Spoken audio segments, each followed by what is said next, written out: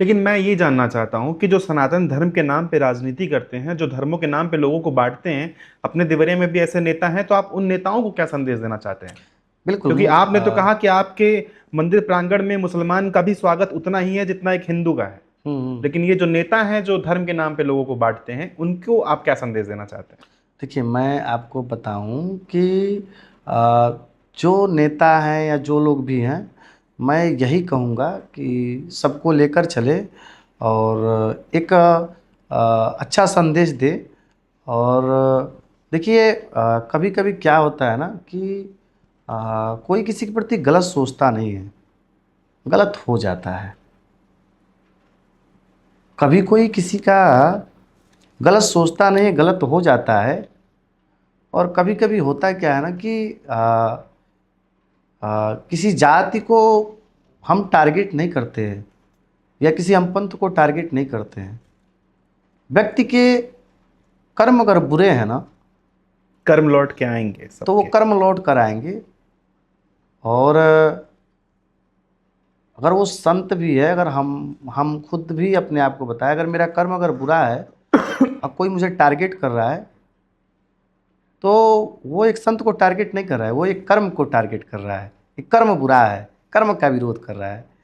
तो मुझे नहीं लगता है कि कोई व्यक्ति किसी पंथ का विरोध कर सकता है, बल्कि उसके गलत कर्मों का और गलत कृत्यों का वो विरोध करता है। और जैसे कि एक लोगों का एक मांग हो जाता है, लोगों की एक डिमांड हो जाती है कि हमें आपसे ये उम्मीदें हैं, तो उसके पीछे की ऐसी घटनाएं घटित रहती हैं या ऐसी बातें रहती हैं जिसकी वजह से व्यक्ति मजबूरी में उस व्यक्ति को करना पड़ जाता है।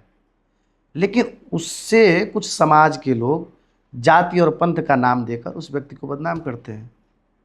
जैसे आपने ये प्रश्न जहाँ से उठाया, मैं बहुत अच्छे से भली बात से मैं आपको समझ रहा हूँ कि आप ये प्रश्न क्यों उठाएं कि नहीं, वो देवरिया में। प्रश्न सिर्फ नहीं मेरा नहीं, नहीं था, वो हाँ, नहीं नहीं, मैं जनता का मानता प्रश्न हूँ कि था। देवरिया वासियों का ये प्रश्न था, मैं मानता हूँ।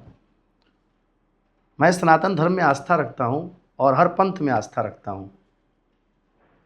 लेकिन कुछ घटनाएं ऐसी घटित हुई रहती हैं हमारे जीवन में कि उसका कहीं ना कहीं हमारे जीवन में या हमारे मतलब ध्यान में वो बातें रहती हैं कि लोगों को क्या चाहिए। नेता का कार्य ये है कि वो देखता है कि अ,